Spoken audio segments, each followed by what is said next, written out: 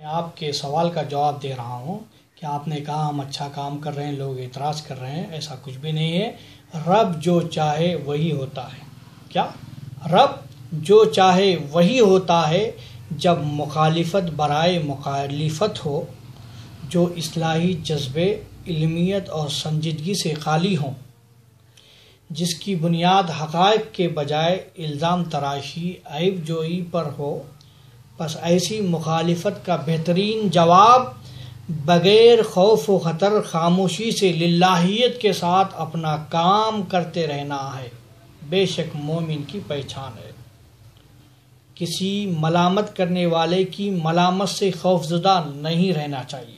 اگر کسی مخالفت سے ہم اپنے کام سے باز آتے ہیں تو یہ ہمارے ایمان کے کمزوری کی علامت ہے، کیونکہ اگر کسی کام کو انجام خیر تک پہنچانا ہے تو اللہ کے ذمہ کرم پر ہے، نہ کہ غیر اللہ کے. یقیناً فعال لما یرید، آپ کا رب جو ارادہ فرماتا ہے کر گزرتا ہے. رب کی یہی شان ہے.